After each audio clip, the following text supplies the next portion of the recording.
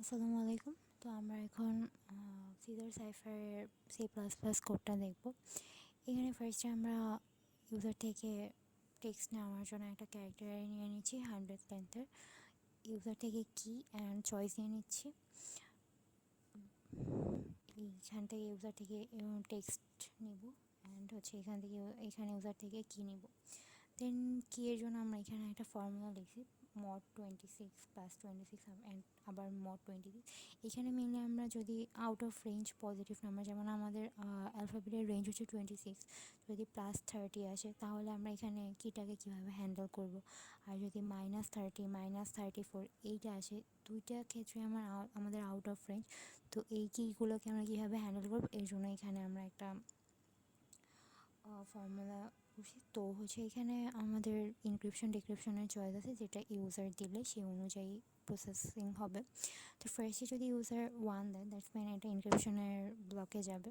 তো এখানে I0 থেকে \0 পর্যন্ত এই ফর লুপটা আমাদের চলবে। এখানে \0 বলতে আমাদের এখানে নাল ক্যারেক্টার বোঝায়। যতক্ষণ না পর্যন্ত আমাদের স্ট্রিংয়ের শেষে ক্যারেক্টার এই নাল ক্যারেক্টার না পাই, ততক্ষণ পর্যন্ত আমাদের ক্যারেক্টার কাউন্ট হতে থাকে। তো এখানে আমরা দেন চেক করব আমাদের আপার কেসের লেটারগুলো বাই ASCII ভ্যালু দিয়ে, যেহেতু আমাদের কম্পিউটার ASCII ভ্যালু দিয়ে আমাদের অ্যালফাবেটগুলোকে মেমোরাইজ করে বা মনে রাখে। তো এখানে আমরা আপার কেস এ থেকে বড় হাতের A থেকে Z পর্যন্ত মান যদি এর মধ্যে থাকে দেন এটা আপার কেস হবে। তাহলে আমরা এই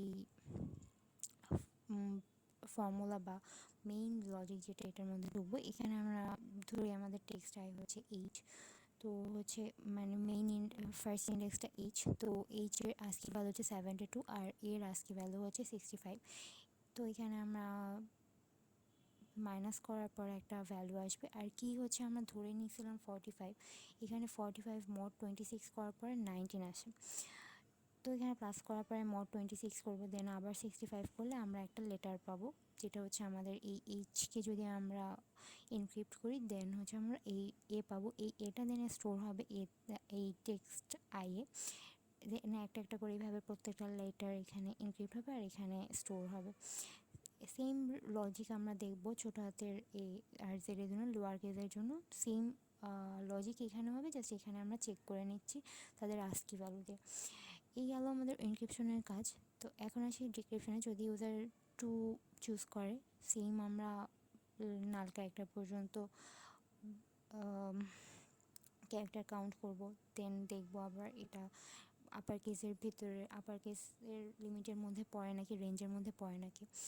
দেন আমাদের মেইন লজিক বা মেইন ফর্মুলা যেটা এনক্রিপ্ট করে সেটাও সেম থাকবে। জাস্ট এখানে আমরা একটা +26 অ্যাড করব, যে এখানে আমরা প্লাস কি দেওয়া, এখানে যে প্রসেস এখানে তার উল্টাটা হবে। এখানে আমরা প্লাস কি করেছি, এখানে জাস্ট আমরা মাইনাস কি করব। আর এখানে একটা এক্সট্রা +26, মানে যদি মাইনাসের মান আসে, যেমন -39 এগুলো তো আমাদের অ্যালফাবেটের রেঞ্জের মধ্যে না।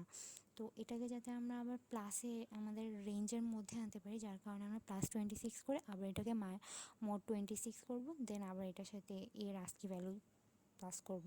সেম রেজাল্ট আমাদের লোয়ার কেসের জন্যও হবে। দেন আমাদের এখানে একটা একটা করে প্লেন টেক্সটের রেজাল্টগুলো বা ডিক্রিপ্টেড একটা একটা করে ভ্যালু এখানে অ্যাড হবে। দেন এটা জাস্ট প্রিন্ট হয়ে যাবে।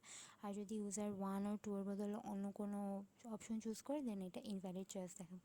তো এতটুকুই ছিল সিজার সাইফারের C++ কোড।